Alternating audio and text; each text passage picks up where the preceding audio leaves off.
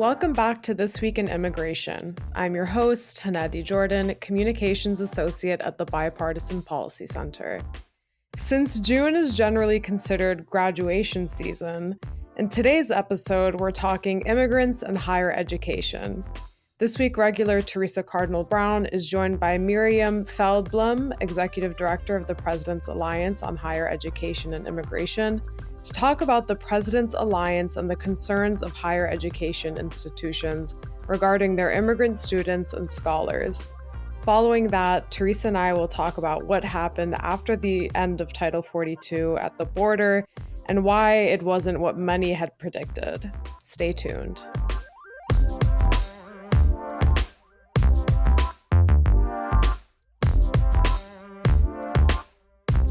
To kick off this week's episode, this month many families and students are looking forward to celebrating graduation, which for many is a jumping off point for the American dream.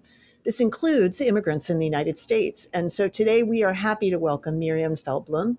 Miriam is co-founder and executive director of the President's Alliance on Higher Education and Immigration. And we're going to dive deep into the work of the President's Alliance, explore the unique challenges and concerns facing immigrants and institutions in higher education today.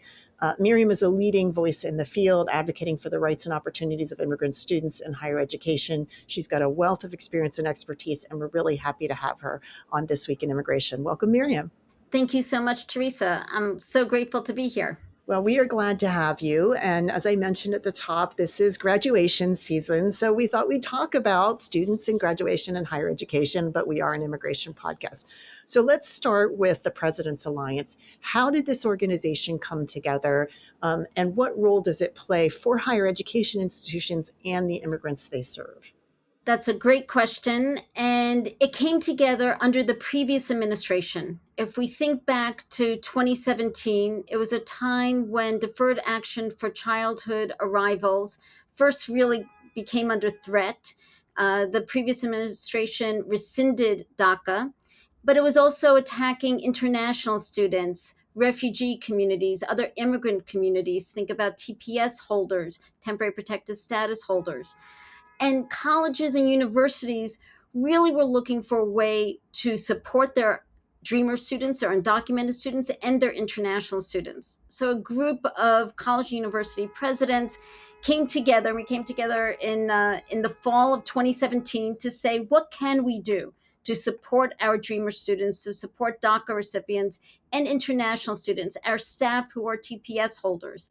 And one of the things that really came through very quickly was we need to be more formally organized because presidents and chancellors wanted to personally engage. They wanted to engage and be responsive to constituencies on campus. They also wanted to engage in the national conversation, and they recognized that state level policies were also impacting their students. So from that, we formed the President's Alliance on Higher Education and Immigration. And really formed late December 2017, so really thinking about a January 2018 launch. And we're now over 5 years old. And we started with under 30 presidents and chancellors coming together, and now we have over 550 college and university presidents and chancellors from public and private institutions across 43 states, DC, and Puerto Rico who are members. That's fantastic. And that's huge growth. And, especially the fact that your members are the leaders of these higher education institutions, right? This is like getting a group of CEOs together on anything, which is not that easy to do. These are very, very busy people who have a lot of other responsibilities, but, they're joining together to talk about their immigrant students. So what are the biggest issues now for your members in the immigration space? I'm going to talk about our issues, and I will also say that our members recognize that while they're the members, we need to be informed and guided by impacted populations, right? By the students, by the practitioners and the experts in the field. And this is an opportunity to really come together to address the issues that are impacting their students, institutions, and communities, and also provide additional resources and opportunities for their campuses to be engaged. And our priorities are still providing support and permanent protections for undocumented students, for dreamers, across the US. We started out calling on Congress to pass DREAM legislation, and we're still calling on Congress to pass DREAM legislation, especially we are now with the 11th anniversary of DACA. But remember, the majority of undocumented students on colleges and university campuses now do not have DACA, are not eligible for DACA, because whether it's the time that they would have had to arrive in the US, as well as new applications for DACA are closed because of the legal challenges. So our first top priority is certainly supporting undocumented students, to pass DREAM legislation, also to ask the administration to help support dreamers in higher education and campuses. What can we do on campuses? One priority. Second priority, can we increase access and equity for refugee students? Right now, the world globally is seeing a historic displacement of historic populations of displaced individuals, including over 30 million who are refugees. We know from our campus who's working to support students coming from Afghanistan, from Ukraine, as well as researchers and faculty. So really thinking about how we as a country in the US, but also how college and universities can help support refugee students.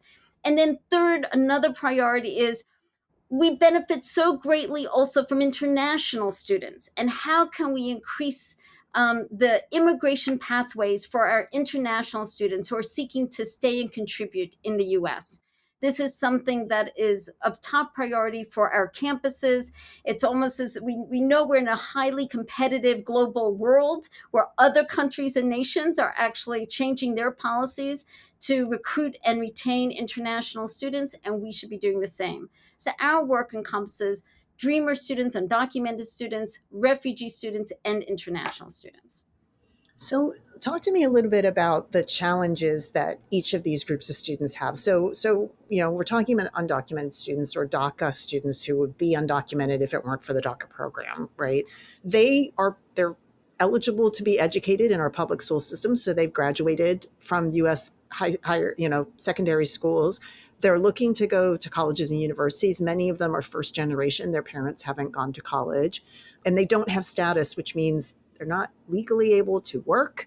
And so one of the questions is sort of what happens to them. But so what are the unique needs of that group? And then you mentioned refugee students. And I assume you mean, people who have been resettled from abroad. They may be more recent arrivals. They may have other, they may have foreign education or, but there's a cultural difference there.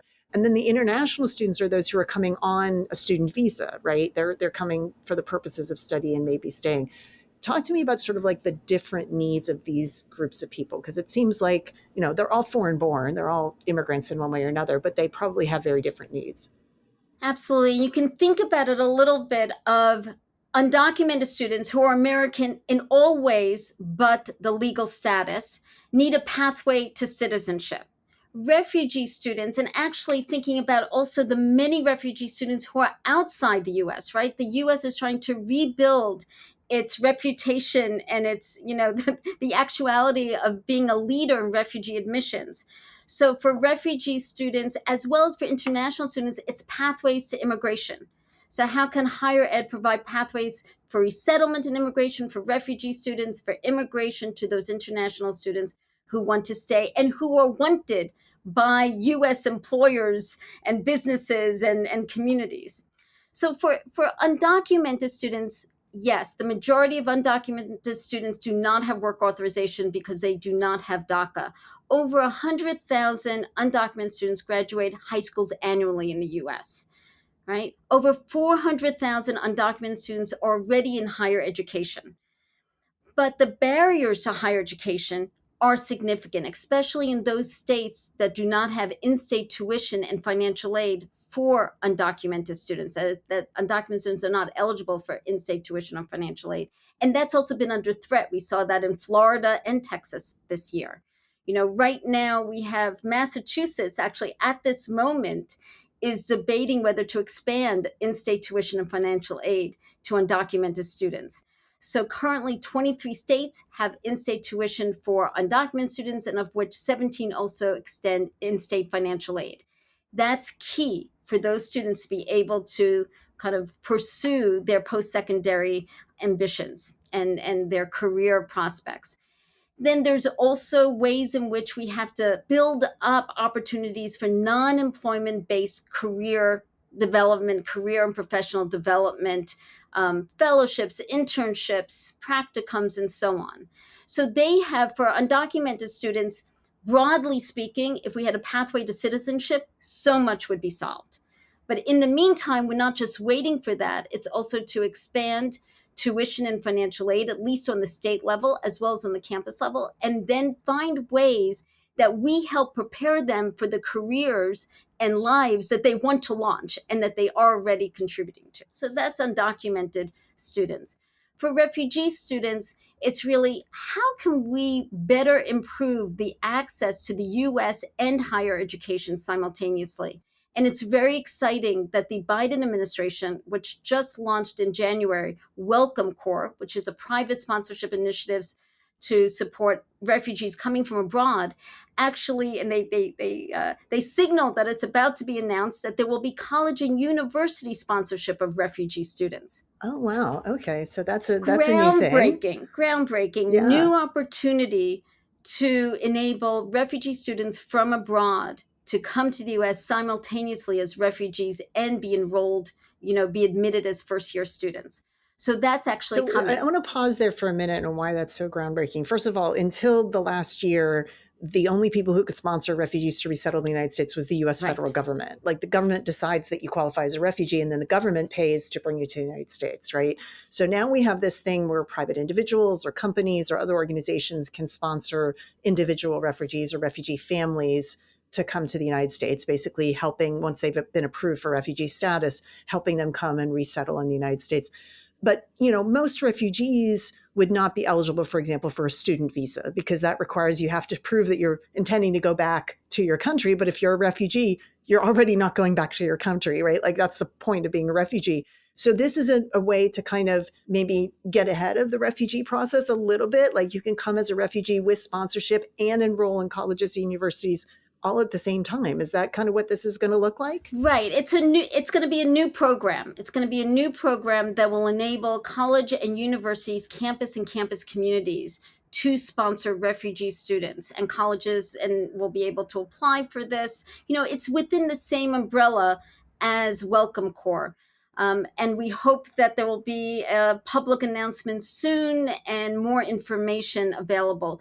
But this is groundbreaking. But I will say that we're not ahead of the curve, right? One of the things is think about Canada that's been doing this for the past 40 years. It's new for the US. We can learn from others. It's new for the US. We can learn from others. And it's so meaningful. I mean, it's really so meaningful for me, if I can just add one personal note, is that as a daughter of a refugee and as a Holocaust survivor, my father came to the US after World War II. And he actually was just able to come because there was a higher education institution who helped bring him. Mm-hmm. And he often said, education saved him. And so for me, it's, both honoring the memory and the work of my father, but of all the refugees who have been seeking to come and who have contributed so much, especially to our colleges and universities. And Theresa, just think about this, because as you mentioned, it's been such a high barrier for displaced students to come to the U.S. on F-1 visas, but they have come, right? And they have demonstrated how wonderful it is when they do come. So this really opens up new opportunities. I will also say that higher education desperately needs the talent, the enrollment, and the populations that immigrant origin students bring. If we think, and we're going to actually be releasing this data next month, but I'll share it with you here. Yeah. Oh, a preview. It's an exclusive for This Week in Immigration. Which is, if you look from 2000 to 2021, right? That number of years, first and second generation immigrant students accounted for approximately 80% of the domestic enrollment growth. Wow. At higher education college, at colleges and universities. That's up. When we did this and we looked at it from the census data from 2018, it was approximately 60%. It's Wow. going up. It's increasing right? a lot. And Yeah. these are children of international students. These are first generation immigrant students, second generation immigrant students.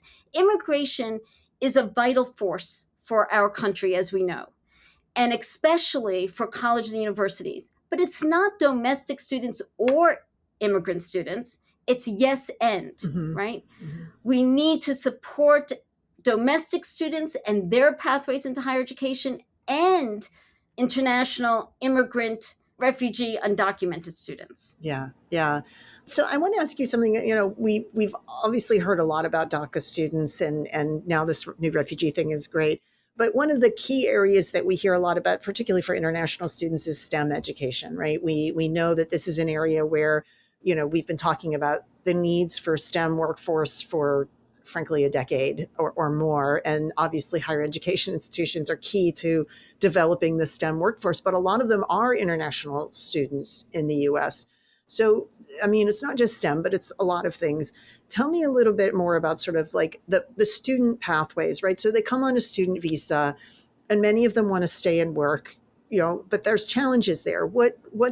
How is higher education looking at those students and their needs there? Well, and I would say that the challenges start before they come, right? Their visa interview can be said to be the interview of a lifetime, because in just a few minutes, their visa may be denied because the consular officer is not quite clear that they don't want to come to immigrate to the US, or they don't see that they have the financial means, even if they have a full scholarship.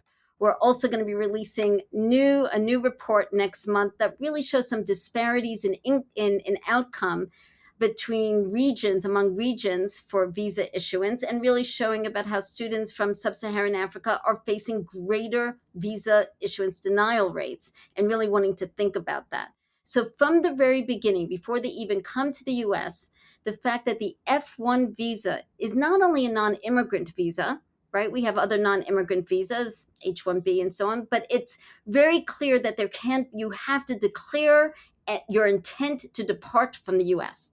That's a barrier. You can't be intending to stay and get a student visa. Exactly. Or you will be denied, right? Exactly. Like that's a ground for denial if they think that you're intending to stay as an immigrant. Exactly. And that's a function of our immigration law, but compare that to what you know of sort of other countries. Like, is this kind of a unique thing for us? I mean, a lot of students, would love to stay if they can, and they may go back if they can't, but like, why do you think this exists in our law, and how does it differ from what other countries do? Well, I'll just say, if you just look at Canada, let's look at one of our closest competitors, in which they have taken a totally, different tact, which is recognizing that international students may be prospective immigrants, and doing all that they can to facilitate that pathway if it works out, right? If the student wants to stay and if they are wanted, right? So they are welcomed and wanted from the very beginning. Mm-hmm. And what we're doing is saying, we're welcoming you, but we're not, we're actually putting up all these hurdles.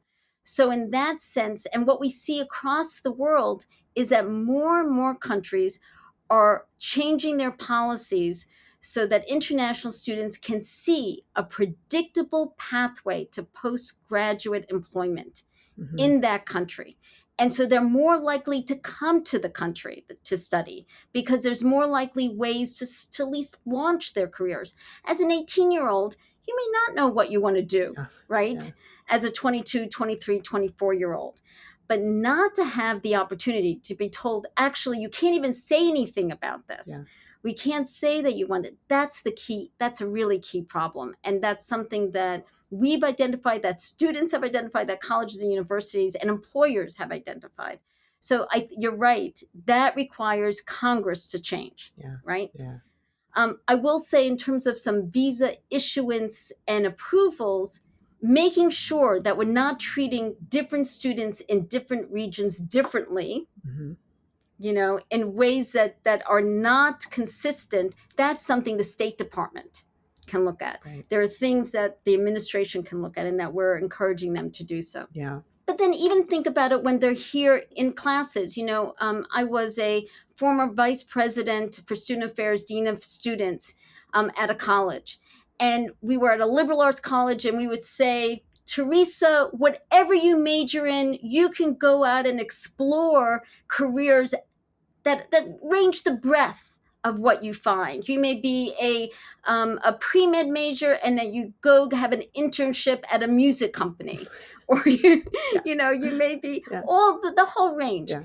But the caveat is, except if you're an international student. Right. You have to work in that same field. You have to work in the same field. And again, we have now learned so much about the importance of experiential learning for education and for students, and for the importance of enabling students to really experience and work in a range of fields, not always so narrowly connected to their field. Think about who's working at Google, right? There are literature majors, there's music majors, as well as computer science majors and engineering and so on. But some of the literature majors are actually now engineers at Google. Yeah.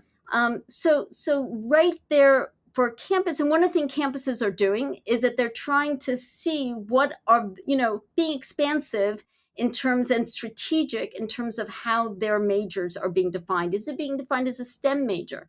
If it's a STEM major, then that international student will have a longer period for their optional practical training after college.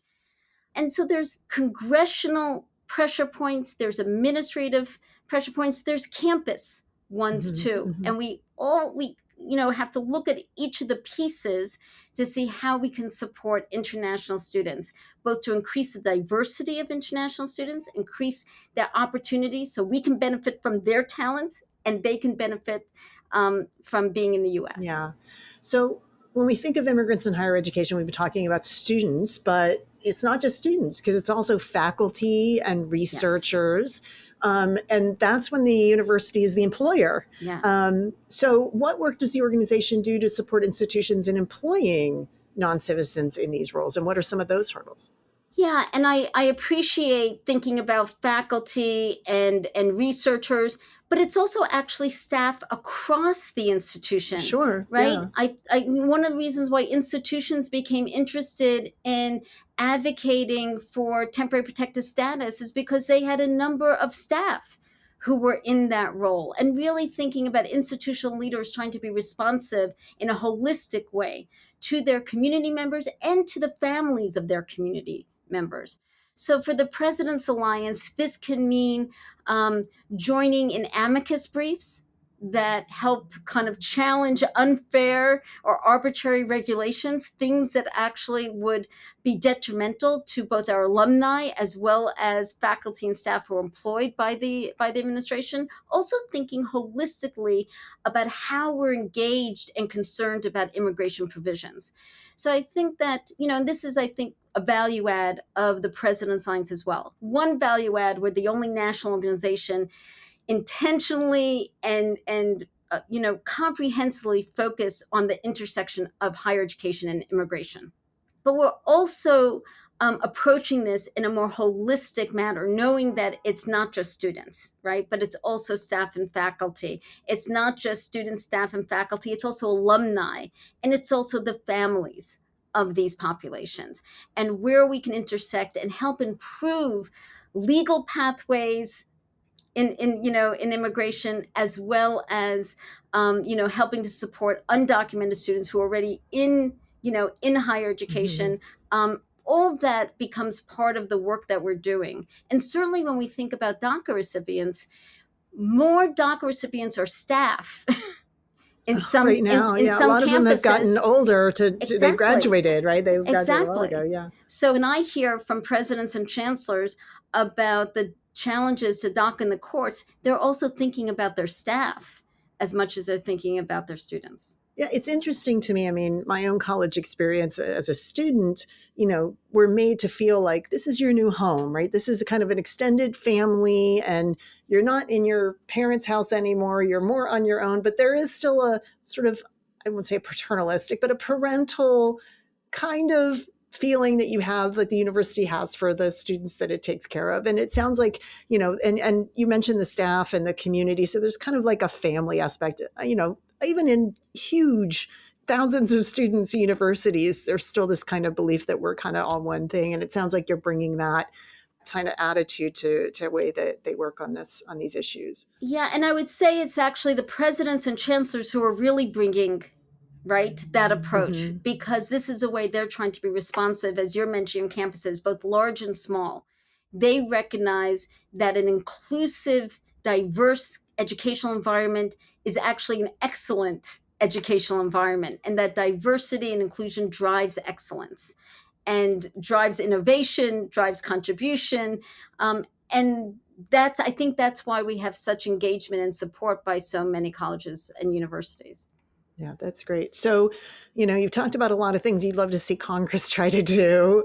What do you see right now as kind of the most likely avenues for Congress to address some of these issues that we've highlighted today? Okay, and here's where I would love to have you also share your thoughts, but I know this is not about your brilliant insights. This is where I interview you. Exactly.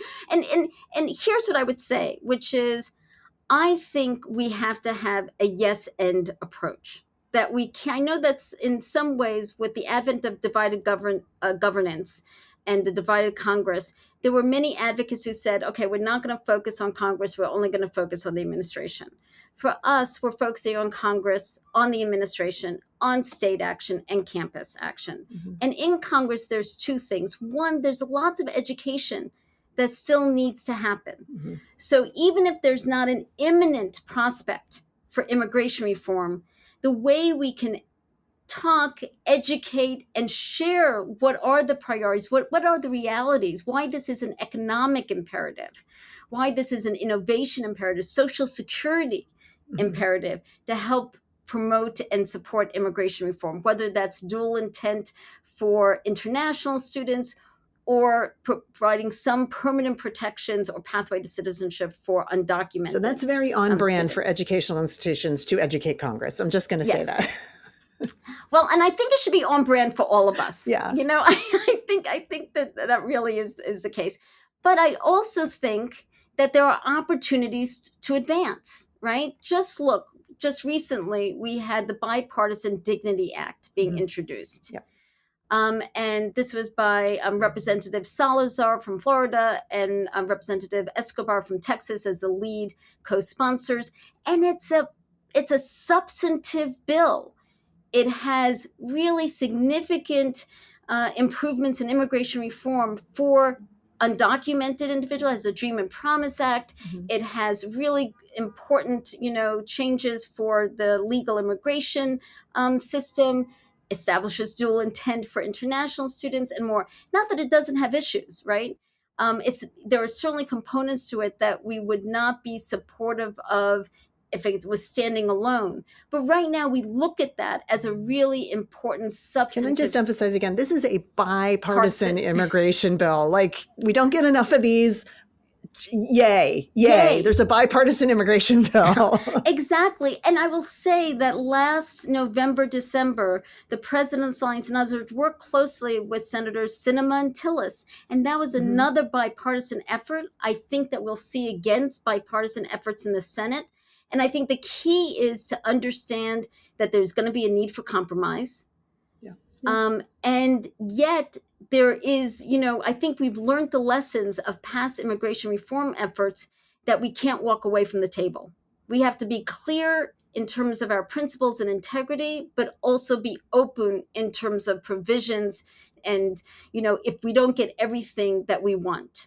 I've been saying for a long time, something is better than nothing. And we've had a lot of nothing for a long time. So even if the something isn't perfect, can we say that something here is better than nothing? Exactly. And I want to be clear, we're not talking about poison pills here. We're talking about something good that is not perfect. So I think actually there will be opportunities, even in this divided Congress.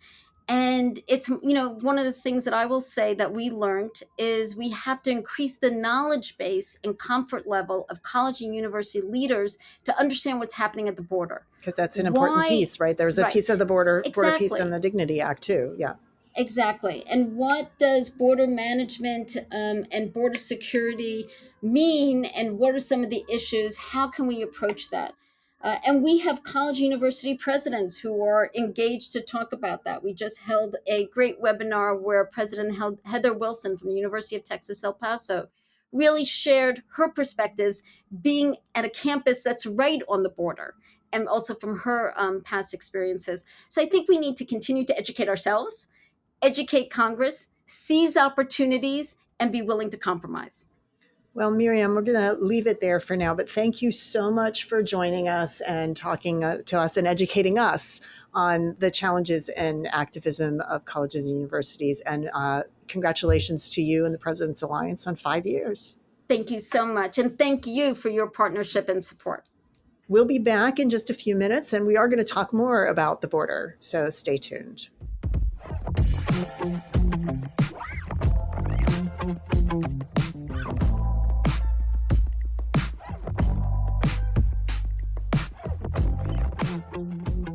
So we're back with Theresa to learn more about the status at the border. Theresa, many people, elected officials, government officials, immigrant experts, predicted a major surge in migration after the Title 42 public health order invoked during COVID was lifted on May 12th of this year. But so far, a month later, the numbers of encounters at the border are down. First, can you tell us what changed in terms of how migrants are being processed after Title 42? Sure. So, they're being processed under regular immigration law. And, we've had Title 42 at the border for 3 years. And, there's a lot that happened in 3 years. So we may not remember what it was like before Title 42 when immigrants had to be processed under immigration law. But there have been some changes made by the Biden administration. So in general, immigration law says that anyone who is present in United States territory on U.S. soil has the right to ask for asylum. And that includes whether they entered on a visa, whether they presented themselves at a port of entry, or if they entered between ports of entry. And that process of applying for asylum can take a few different forms. If somebody is not eligible to otherwise come into the United States, say with a visa, they can be sent to immigration court for deportation proceedings. And during those proceedings, they can ask for asylum as a defense against being deported. And of course, if they're granted asylum, then they're not deported and they get to stay in the United States. Other way they can be processed is under something called expedited removal. So if you're not eligible to enter the United States or you come in between ports of entry illegally, you can be deported without ever going to immigration court. However, if during that process in CBP's custody, you say, I'm afraid of going back, then the law says you're given an interview by an asylum officer to determine if your fear is credible. It's called a credible fear interview, or CFI. If you pass that credible fear interview, and it's a relatively low bar, it's just a basic, you have a fear and we believe that it's credible, then you can be sent to immigration court to apply for asylum. The Biden administration has imposed some new restrictions on this. So one of them is what's been called the asylum transit rule. The government calls it the circumventing lawful pathways rule. But it basically says that if you come to the U.S. border and ask for asylum, you're presumed to be ineligible to apply for asylum unless you have either used this application called CBP-1 that the government has created to ask for an appointment at a port of entry, or if you're not from Mexico and you're arriving from Mexico and you're from another country, if you haven't applied for asylum in one of those countries that you transited to get to the border and been denied first. It also doesn't apply if you could have been eligible for one of the parole programs for Cubans, Nicaraguans, Haitians, or Venezuelans. And if you didn't use those programs, then you would have been eligible. So basically, it limits those who are able to ask for asylum at a port of entry. They're still given an interview to determine if any of those presumptions apply. And there are ways that you can rebut them. You can counter them. For example, I wasn't able to use the CBP-1 app because it's not in my language, or I don't have a phone, or the technology doesn't work. I wasn't able to apply for one of these other parole programs because I don't have a passport for my country, for example. So that interview, rather than being just sort of a traditional credible fear interview, starts by saying, are you prevented from applying based on one of these? Then if you meet one of those exceptions, then you can ask for asylum. Then you're given a credible fear interview, but it's very rapidly taking place at the border in CBP custody, sometimes within 24 hours. So the Biden administration is trying to kind of put constraints on the number of people that's basically letting into the country to wait on an asylum hearing because our immigration system to decide asylum cases is so backlogged. We've just been adding more and more people to a growing backlog. They also want to try to deter people from coming to the border in the first place. So, these are the new processes. The other things that they have announced are processing centers in parts of Latin America in countries such as Costa Rica or Guatemala or Colombia, which migrants can submit an online application. And those offices will tell you, would you qualify for a refugee or asylum status? And if you do, maybe we could find an expedited way for you to get that status and travel to the United States without going to the border. Or would you qualify for one of these parole programs? Or do you have a family member who's already sponsored you for a green card and you're waiting on that green card availability? Then maybe there's another way we can, they have family reunification paroles that would allow somebody to come to the United States. So they're trying to find ways to advise migrants what the rules are, what things they might be eligible for, and what they're not eligible for before they take that trek. So you listed a lot there, the use of the CBP One app, transit ban, deterrence measures, expanded use of parole programs. What initiatives of these or others that you may not have mentioned can we attribute to the lack of a surge in migration that we all expected to see at the border? Why aren't we seeing the volume of people that we had anticipated after Title 42?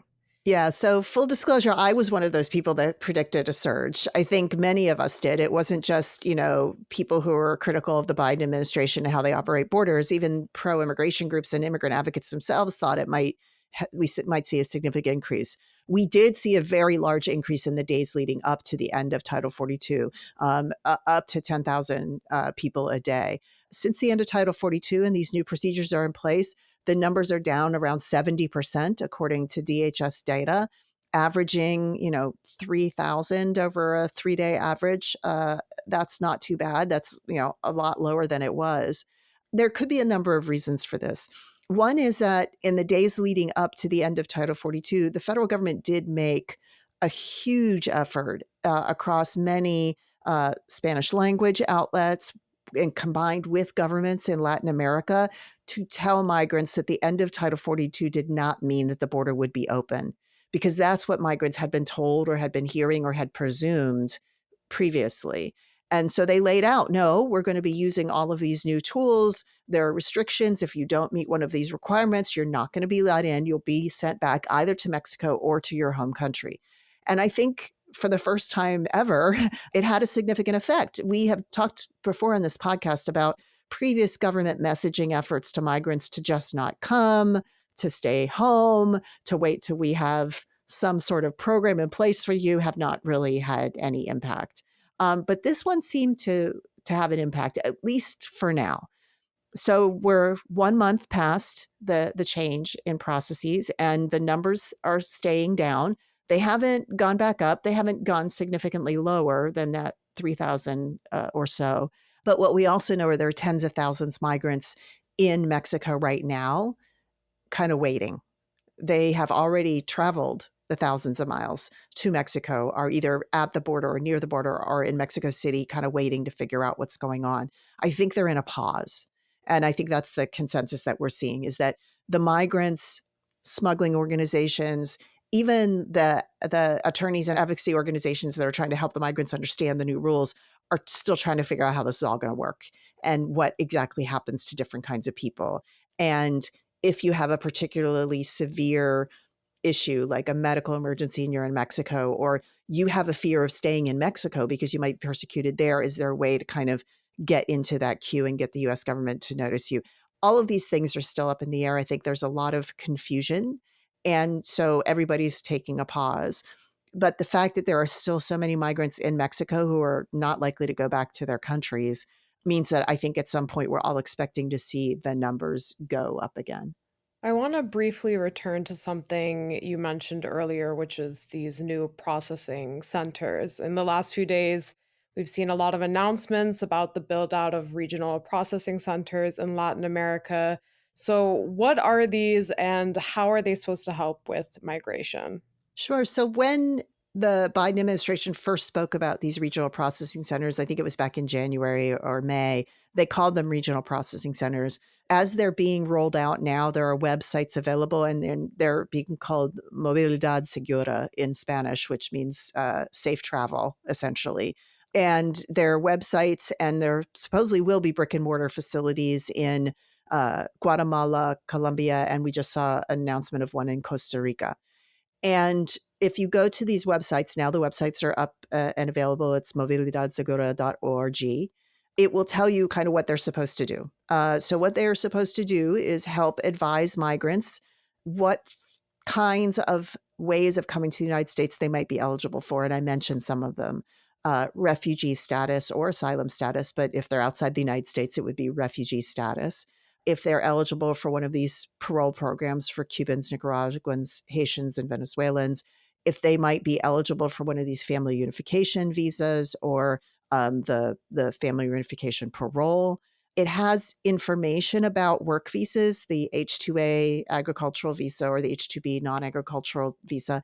These are temporary work visas. They do require a U.S. sponsor. These processing centers will not adjudicate those cases. They will advise people how to learn about those cases, those kinds of visas. The governments in El Salvador, Guatemala, and Honduras, as well as in Costa Rica, are working with the U.S. government to try to match potential workers in those countries with employers in the United States who would have to sponsor them for a visa. So, the hope, I think, the theory, if you will, from the Biden administration is that by having migrants be better informed and by doing some sort of screening for some of these humanitarian protections that might be available, they can, deter or redirect migrants who might otherwise make the trek to the border from having to do so. And if they qualify for one of these other pathways, great, they can use that. If they don't qualify, maybe knowing that they don't qualify would also deter them from taking the trek all the way to the border to find out they don't qualify. So it kind of remains to be seen how well this is going to work. These are just up and running. You have to file the application online first, and then somebody from the U.S. government will look at that and contact you if they think you qualify for one of these pathways, and then you would come in for an in-person interview. Eventually, these centers will also have representatives from the governments of Canada and Spain. So if you can't qualify for something to come to the United States, maybe you could qualify to go to one of these other countries. They're being run by the UN High Commissioner for Refugees personnel and the International Organization for Migration personnel, but eventually there will be U.S. government people doing these screening and vetting. This is a brand new thing. The United States government has never done this before. I think a lot of Americans and probably even some migrants believe that you can go to any U.S. embassy or consulate and ask for asylum, and that's not true. You have to either go through the formal refugee process through the UN, or if you're in the United States, you can apply for asylum. Embassies and consulates only process applicants for visas when they have an appointment and they've already applied, and they decide whether or not you get a visa to come to the United States, but you can't just sort of show up and say, hey, do I qualify for something? That's not what they do. So this is a new thing. It's an attempt to sort of be more proactive in educating potential migrants about the avenues for migration. So we still have to wait and see how a lot of these new policies play out and the impact that they have. As you mentioned, we're kind of in a holding pattern right here. So what are you expecting to see happen over time? What are you watching for at the border? So I'm watching very closely the thousands of immigrants who are already in Mexico and what will they do.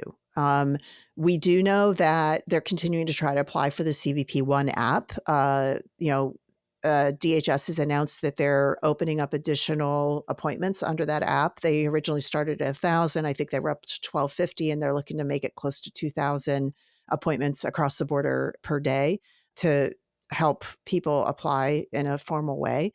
But, there's some hiccups in how that's being implemented. Obviously, there's been some documentation of the challenges of using the app. It doesn't always work well. It crashes if you don't have great internet service. And if you're living in a basically a migrant camp with no running water and very little electricity along the border. That could be problematic. There were some issues with taking pictures. There were issues initially with how families could reserve appointments together.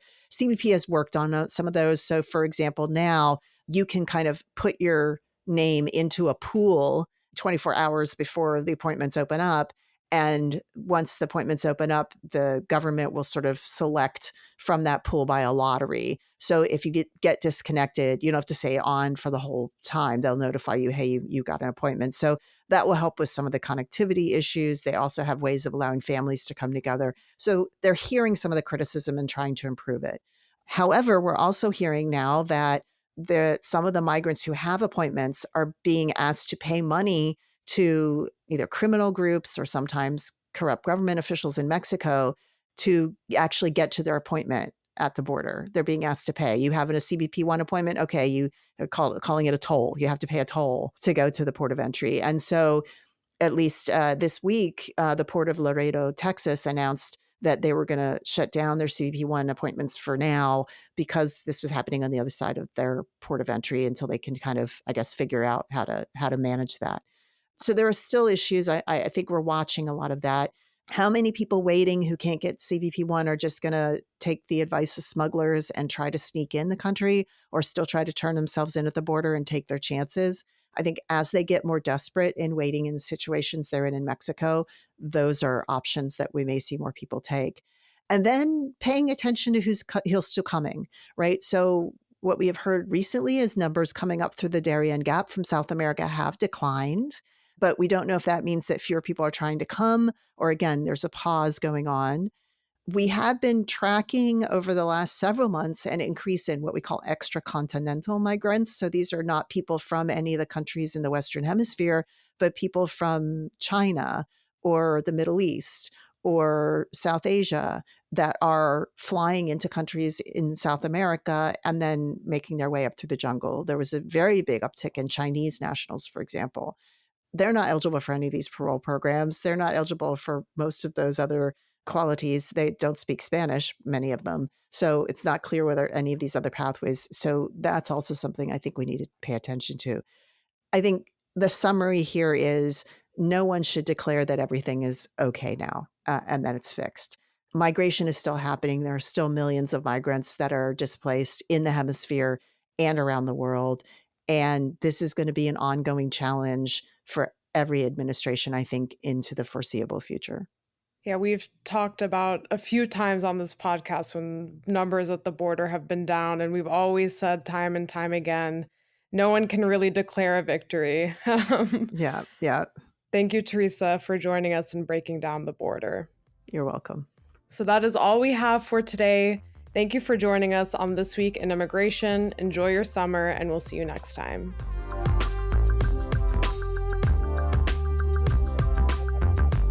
And that's it for our show this week. One last reminder to subscribe, rate, and review this podcast on Apple Podcasts, Stitcher, Spotify, or your favorite podcast platform, and share it with your friends and colleagues. You can also find more information on all of the issues we discuss here on the show at bipartisanpolicy.org/immigration. You can follow the Bipartisan Policy Center on Twitter at BPC_bipartisan. You can follow Theresa Cardinal Brown at BPC_T Brown. For feedback or questions, you can contact us by emailing immigration@bipartisanpolicy.org. I'm Hanadi Jordan. This Week in Immigration was created and executive produced by Theresa Cardinal Brown. This week's episode was written by Hanadi Jordan, Natalie Butler, and Theresa Cardinal Brown. Our audio editor is Joshua Joe. The executive producer of BPC Podcasts is Lucy Manning. See you next time on This Week in Immigration.